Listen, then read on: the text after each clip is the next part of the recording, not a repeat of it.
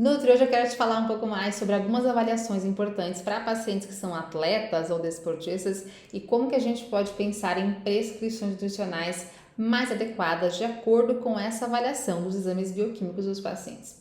Então, para tal, eu quero separar para vocês essa aula em algumas temáticas. Primeiramente, vamos focar então em hidratação, depois, logo em seguida, em anemia ferropriva, iremos comentar também sobre os REGs e por final, iremos comentar então um pouco mais sobre a secar, o quanto que você deve avaliar para o seu paciente. Em primeiro ponto, então, conversando sobre a hidratação. Claro que a hidratação é fundamental, determinante, super importante para o nosso paciente e muitas vezes um pouco negligenciada. Tem muito paciente que não se hidrata de modo adequado, então a gente tem que preconizar esses pontos. Meu foco aqui com vocês é avaliar aspectos da hidratação e lembrando que, então, por conta disso, o consumo de água é fundamental. Para indivíduos que fazem exercícios de endurance, de repente assim uma corrida, uma natação, algo mais extenuante ao longo do dia, e muitas vezes acima de 1 hora, a gente já tem que pensar em estratégias adequadas para a hidratação e também para a reposição de eletrólitos que são perdidos. Então, nós iremos ver que esses pacientes apresentam muitas vezes com a correlação dos exames bioquímicos uma alteração em hematócrito. Vale observar que nós temos no nosso sangue algumas células, várias na verdade, e uma delas são as hemácias. Então nós temos as hemácias que são fundamentais. Dentro da hemácia nós temos hemoglobina, que é muito importante para o transporte de gases como o oxigênio. E aí o que acontece aqui? Esse hematócrito é a porcentagem, quanto que eu tenho em porcentagem das hemácias dentro desse sangue. Então repara aqui comigo na imagem, ó. Nós temos 2 tipos de hematócritos. Repara que a hemácia está estável nas duas situações. A gente tem imagens aqui de hematócrito baixo e de hematócrito mais elevado. Repara então que a hemácia está igual. O que mudou aqui? A água.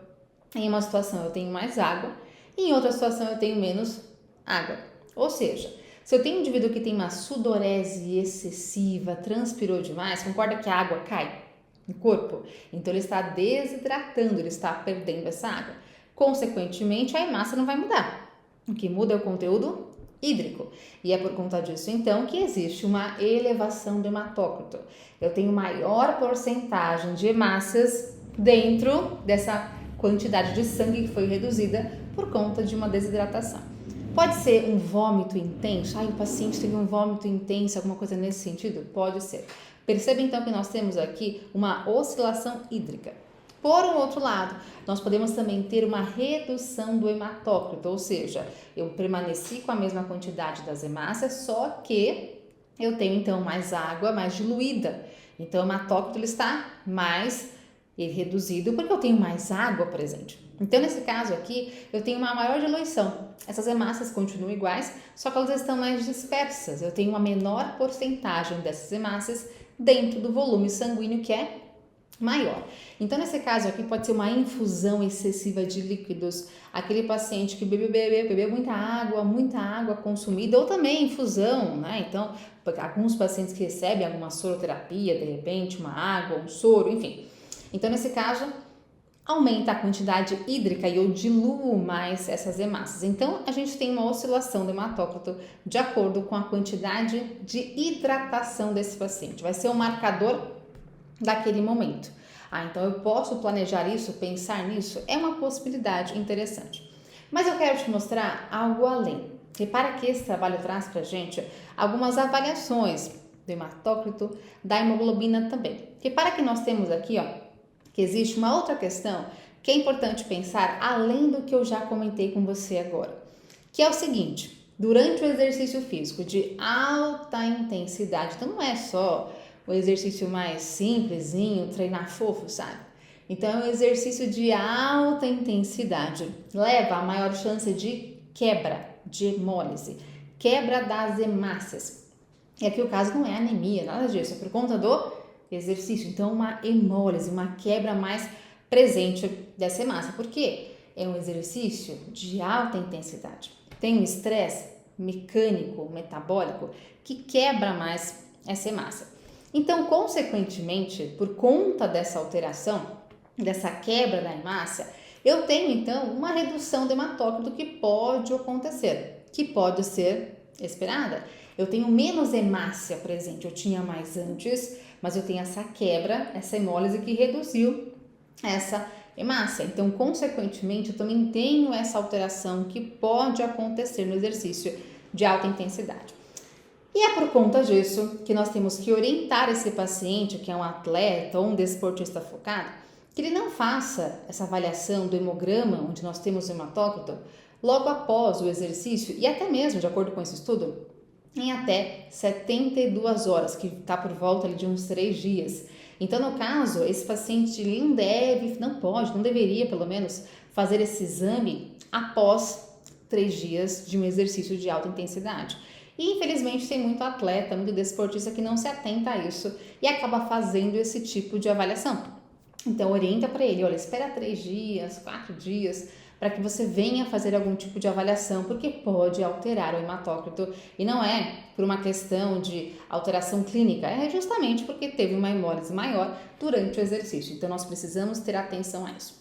Outro ponto importante que nós temos aqui é que existe, mais uma vez, em exercício de alta intensidade, uma chance maior de aquele impacto mais acentuado, um estresse mecânico, metabólico, que também então gera, como nós comentamos, essa hemólise, essa quebra de hemácia. O decorrente disso é a formação, a conversão dessas hemácias quebradas em hemoglobina. Então, o nosso fígado consegue fazer essa conversão e nós temos então, na verdade, eu falei hemoglobina, é bilirrubina, então conversão das hemácias em bilirrubina. Então, essa bilirrubina, consequentemente, nós temos 2 tipos principais, bilirrubina direta, indireta e a total, que é a somatória da direta e da indireta. Então, é natural que exista uma elevação. Repara que nessa imagem nós temos o baseline, que é o dia inicial, dia 1, 2 e 3. Repara que existe tanto na primeira linha, onde nós temos bilirrubina indireta, na linha de baixo, bilirrubina direta e a terceira linha, bilirrubina total. Repara que o valor vai crescendo em 72 horas. Por conta disso, é natural que exista, então, em exercício de alta intensidade, uma elevação também de bilirrubina. E não é por conta de uma alteração hepática, é por conta de um exercício de alta intensidade. Repara que no 5º dia já decai a bilirrubina. Então, por conta disso, mais uma vez, cautela em avaliar exames até 3 dias após um exercício de alta intensidade. Aí você pode me perguntar assim, Aline, mas tem uma tabela, tem uma escala, que é essa daqui que está na tela, que é a escala de Armstrong, que traz pra gente a hidratação do indivíduo. Fato. Então, quanto mais clarinha a urina, mais hidratado. Quanto menos clarinha, quanto mais escura, menos hidratado está o indivíduo. Isso é muito bom? Sim. Porém, quando essa escala é avaliada, o paciente faz xixi no potinho, você avalia a coloração dessa urina, o paciente mesmo consegue avaliar, até é fácil, quando avaliado antes do exercício, e isso especialmente em exercício de alta intensidade. Por quê? Como eu te falei, em alta intensidade tem mais quebra, tem mais hemólise, tem mais bilirrubina formada, que pode pigmentar essa coloração da urina. Então, se eu fizer essa escala pós-exercício, a gente pode ter uma coloração mais acentuada por conta de metabolismo da bilirrubina. E, na verdade, não é porque o paciente não está hidratado, ele coloriu mais a urina por conta de uma questão envolvida com exercício, por conta da bilirrubina. Então, se for avaliar essa escala, que é bem interessante, avalia antes do exercício, que vale a pena, que é interessante. Então, é fato que nós temos aqui várias estratégias pensando em hidratação. Você sabe muito bem para ajustar, eu tenho certeza que você já viu aula sobre isso. O meu foco não é sobre isso hoje, inclusive aqui no canal já falei mais sobre isso também. Hidratação é importante, então nós temos algumas estratégias para a hidratação do paciente. A água é fundamental, com toda certeza. Nós temos sais minerais, eletrólitos, carboidratos que podem ser colocados também nesse protocolo de hidratação do paciente, mas hoje eu quero focar com vocês outras temáticas que são mais diferentes. Então, por exemplo, glicerol. Antigamente ele era proibido pela WADA, que é uma agência que certifica a dopagem, né, esse doping dos atletas, e antigamente não podia usar glicerol. Mas agora pode. Então, o glicerol, ele traz pra gente essa hiperidratação. Não estou dizendo que todo mundo precisa consumir glicerol. Não é isso. Estou dizendo que pessoas que praticam exercícios de alta intensidade, que já ajustam a água consumida, já ajustam isotônicos consumidos, está tudo muito bem ajustado. Eu vou pensar então em estratégias adicionais que pode ser o glicerol. Por quê? Aqui eu tenho uma hiperidratação. Então vamos supor assim, eu tenho um atleta que ele vai fazer uma corrida de rua no Rio de Janeiro, 42 graus, 45 graus. Puxa, justo que ele tenha uma hidratação mais acentuada, talvez só a água, só os eletrólitos nesse momento, não vai dar conta. Então, para essa pessoa merece. Esse paciente merece. Não é um paciente que está na musculação fazendo meia horinha de cardio, sabe? Então, é para quem realmente merece uma hiperidratação. E aqui eu quero te mostrar como que seria então essa hidratação, como que nós planejamos esse protocolo para esse paciente. E só para lembrar vocês que o glicerol você encontra facilmente, que é a glicerina, você encontra facilmente nessas casas de bolo, sabe, de confeiteira, porque ele também é utilizado como um umectante para questões culinárias. Então, para o bolinho ficar maciozinho, ficar úmidozinho, para a bolachinha, enfim. Então, ele tem essa característica para deixar úmido, inclusive na gente também. Basicamente isso. Então, repara aqui, estratégias para hidratação. Então eu tenho um atleta que ele vai fazer uma corrida de rua na montanha, é uma bike, enfim. Vai transpirar muito, vai perder muita água. Eu não quero que ele tenha esse benefício. Na verdade, eu quero que ele tenha esse benefício. Eu não quero que ele tenha um prejuízo de uma redução da hidratação. E a gente sabe o quanto que não estar hidratado reduz a performance esportiva. É algo também nada interessante para a saúde. E lembrando que para que exista uma termorregulação do indivíduo, a hidratação é fundamental. Quem não está hidratado não consegue termorregular. E isso é um grande problema para quem pratica exercícios em alta intensidade, especialmente. Então aqui nós temos alguns protocolos interessantes. 1,2 a 1,4 gramas de glicerol por quilo de peso corporal. Nesse indivíduo, a gente vai administrar então esse glicerol por volta de 90 a 180 minutos antes do exercício. Então, de 90 a 180 minutos antes do exercício. Dica que é fundamental para qualquer tipo de suplementação: nunca façam uma vez antes da prova. De repente, assim, amanhã tem uma prova, vamos usar então amanhã, sem nem saber se vale a pena ou não. Calma, gente. Testa antes. O paciente com certeza vai ter algum teste. Então conversa com o paciente, conversa com o treinador. Vamos testar hoje, vamos ter um treino hoje e tal e tal. Ele tem vários ao longo do dia, ao longo da semana. Testa, deu certo, repete. Não deu certo, a gente vai mudar. Vai mudar a dose, vai mudar o período antes da prova, 90 minutos, 120, 180. Então a gente vai ajustando para ficar perfeito. Ficou perfeito, eu só replico na prova. Isso é fundamental, porque senão dá muito erro no paciente. E aí, então, claro que se o foco é hidratação, o paciente tem que tomar água, óbvio. Então, por conta disso, sugestão por volta de 25, pode ser um pouquinho mais, 25, 30 ml de água por quilo de peso corporal ao longo desse dia. Então, reparem que a gente precisa consumir água. Pode continuar consumindo isotônico? Pode. Os sais minerais? Pode também. Pode ter carboidrato junto? Com certeza. Essa é uma estratégia extra.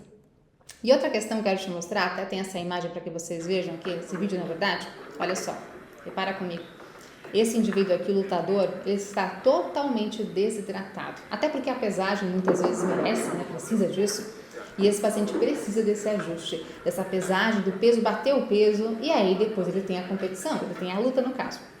Então reparem que aqui, ele mal consegue ficar estável na balança, porque ele está totalmente desidratado. E para essas questões, nós temos então estratégias de reidratação. Então, ele vai ter então o processo de luta no dia posterior. Então, no caso aqui, nós temos uma estratégia de reidratação de 1 grama de glicerol por quilo de peso corporal. Aqui a estratégia, então, é reidratar. Eu vou tentar deixar ainda mais hidratado esse indivíduo. Ele teve uma desidratação justa por conta da pesagem e depois ele será reidratado, quantidades que serão, então, ajustadas para que ele consiga lutar, no caso aqui, o lutador, de maneira totalmente adequada. Outro ponto importante para ser conversado aqui é a anemia ferropriva, que justamente é muito mais frequente em atletas, em desportistas focados, e as mulheres, infelizmente, nós somos o foco principal.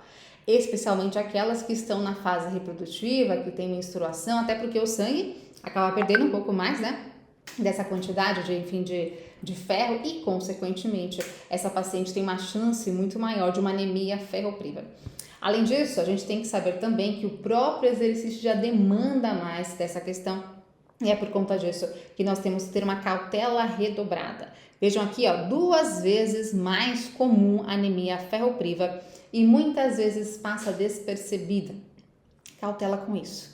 Muita gente vai só fechar ali o ponto, a avaliação na hemoglobina. Justo, a hemoglobina ela é um marcador para diagnóstico de anemias, porém nós não podemos avaliar apenas a hemoglobina. Até porque você vai encontrar pacientes que apresentam uma hemoglobina até que está ali ok, porém a ferritina e a saturação de transferrina já estão inadequadas. Então, consequentemente, esse paciente, hora ou outra, vai entrar num quadro de uma redução de hemoglobina. Então, não avaliem só a hemoglobina. Entendo que ela é um marcador para diagnóstico, mas porém não podemos deixar o paciente cair dessa faixa da hemoglobina e para tal, a avaliação de ferritina e saturação de transferrina é muito importante. Olha aqui então comigo. Nós temos uma célula, um enterócito, que mostra aqui como que acontece essa absorção de ferro em qualquer pessoa. Reparem que nós temos aqui, ó, essa minhoquinha vermelhinha, meio vermelha, meio vinho, que é a epicidina. Ela atrapalha, ela reduz a absorção de ferro. E reparem que quando existe uma infecção, pode ser uma infecção aguda ou crônica, ou também uma inflamação, inclusive o exercício de alta intensidade promove uma inflamação naquele momento, e que é natural, que é fisiológica, que é esperada. Existe então uma potencialização da epicidina que consequentemente então vai potencializar essa redução. Ela reduz a absorção de ferro. Então é natural que pessoas que são atletas já tenham uma redução na absorção de ferro da alimentação e também da suplementação. Obviamente que com suplementos com doses maiores e ajustadas, a gente consegue ter uma absorção. Não é que a epicidina reduz tudo, ela atrapalha, mas não é 100%. E para tal é muito importante então avaliar a ferritina, que vai ser o nosso estoque de ferro.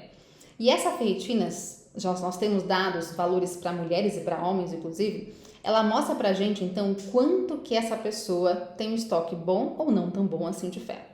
Verifiquem também que a quantidade plasmática de ferro não é um bom marcador.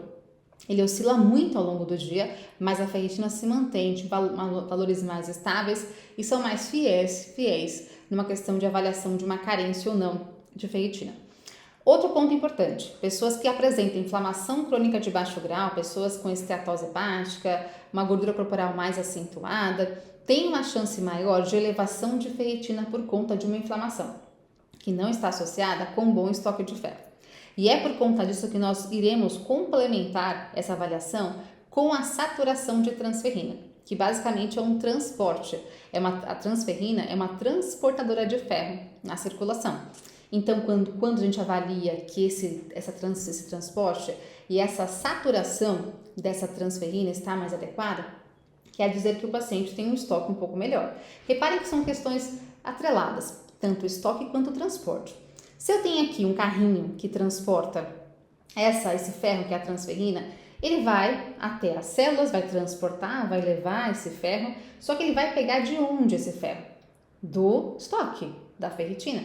Se eu não tenho bom estoque aqui, eu não consigo encher esse carrinho, a saturação fica baixa. Então é um reflexo da quantidade estocada.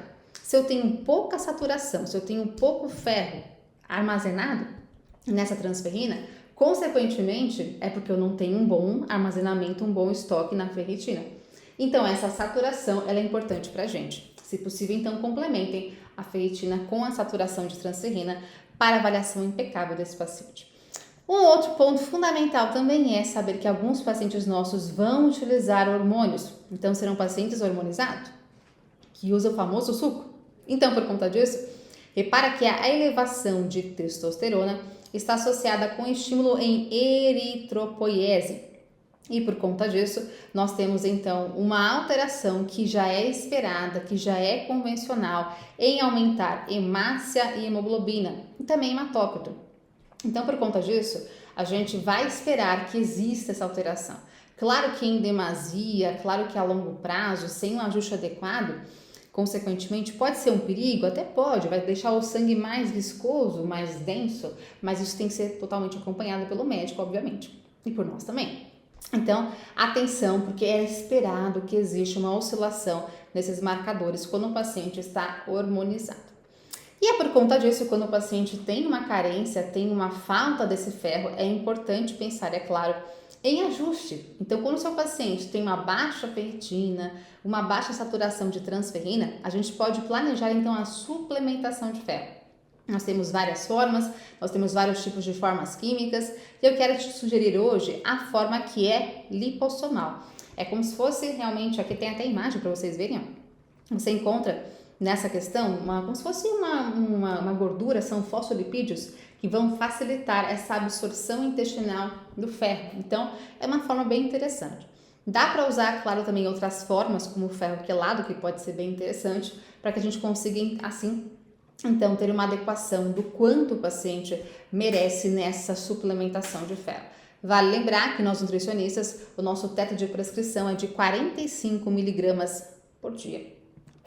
Um outro ponto bem importante são os REGs, e cada vez mais falados na literatura, e realmente é uma questão bem importante a ser falada.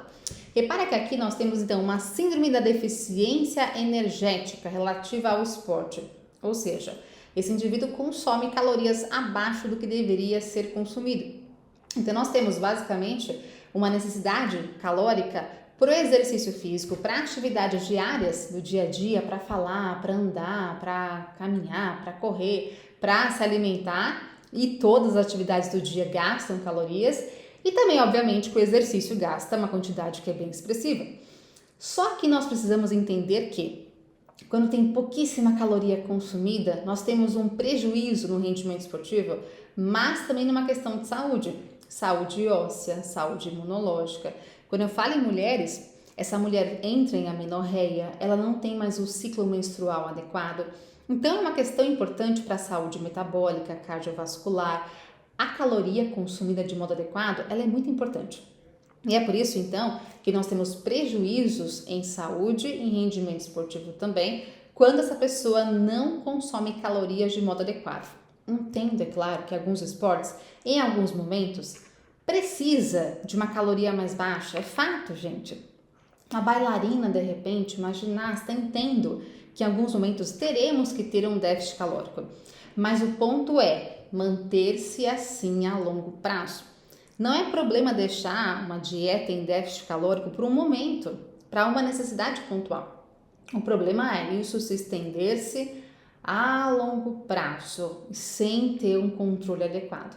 E é por isso que a avaliação dessa questão dos REGs, ele é bem importante para a gente. Repara que nas mulheres é ainda mais expressivo. Nós temos então uma redução com esse baixo consumo de calorias, uma redução da liberação de GNRH, lá no hipotálamo, que descompensa, que desregula a liberação, a pulsatibilidade de LH e de FSH. E, consequentemente, então, não formam todo um ciclo menstrual adequado, não tem maturação folicular, não tem ovulação, não tem menstruação. Então, de fato, é uma questão bem preocupante para essa mulher. Inclusive, nós até temos a tríade da mulher atleta que traz um pouco mais sobre essa questão para a gente. Então, nós temos que pensar numa disponibilidade energética, que é o seguinte, é um cálculo de caloria, que eu vou te ensinar, onde nós temos, então, que pensar na caloria gasta ao longo do dia, na caloria para o exercício e que tenha calorias importantes para a saúde, para a manutenção desse indivíduo. E reparem também, que nós temos, de acordo com esse valor que eu vou te mostrar, ciclo menstrual da mulher, ele é regulado novamente, ele é reestabelecido, com uma quantidade de 30 calorias por quilo de massa livre de gordura por dia. Já vou te ensinar a continha. Além disso, em relação à massa mineral óssea, para que a paciente não tenha osteopenia, osteoporose, e o homem também, seria acima de 45 calorias por quilo de massa livre de gordura por dia. Como que eu descubro massa livre de gordura? É importante que você faça avaliação tanto de bioimpedância ou de pregas cutâneas para saber o quanto que o paciente tem de BF, de gordura corporal. Aqui no caso, são 20%. Então, se ele tem 20% de gordura corporal, O que sobra, ou seja, 80%, é massa livre de gordura.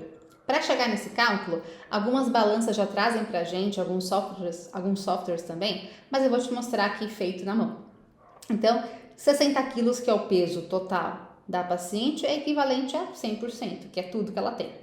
80%, que é a massa livre de gordura, é X, ou seja, ela tem 48 quilos de massa livre de gordura. Então, é esse valor que a gente vai utilizar para fazer o cálculo. Reparem que a paciente consome, então, 2.400 calorias por dia. Só que ela gasta no exercício 500 calorias a cada dia. Então, aqui está o cálculo, ó. É o quanto que a paciente ingere, o quanto que ela gastou no exercício, e eu vou dividir pela massa livre de gordura. Então, essa paciente tem de disponibilidade energética 39,6 calorias por quilo de massa livre de gordura por dia. Você pode falar assim, mas está abaixo de 45. Sim, então talvez agora essa paciente ela consiga essa caloria nesse momento. Talvez mais para frente eu consigo colocar mais calorias para ela. Vai depender muito do objetivo, do treinamento, conversa com o treinador, verifica quando que será uma próxima competição, para que tenha então uma adequação em cada ponto. Mas de fato, esse ajuste pode ser interessante para alguns indivíduos. E como eu te falei, eu quero conversar um pouquinho mais com vocês agora sobre a ACK. É importante observar também, mais uma vez aqui, ó, que nós temos, então... Tá alto. Queria te mostrar só isso daqui, ó, o vídeo do Padre Marcelo Rossi, no pray, no gate. Essa questão é importante porque nós temos aqui uma elevação de CK. Repara que a CK está associada, então, com uma via metabólica bem conhecida por vocês, que é a via da creatina, da fosfocreatina. Lembra que nós temos, para que exista uma ressíntese de ATP, nós temos essa via creatina quinase, que está associada, então, com ressíntese de ATP. E quem participa desse processo é a enzima creatina quinase.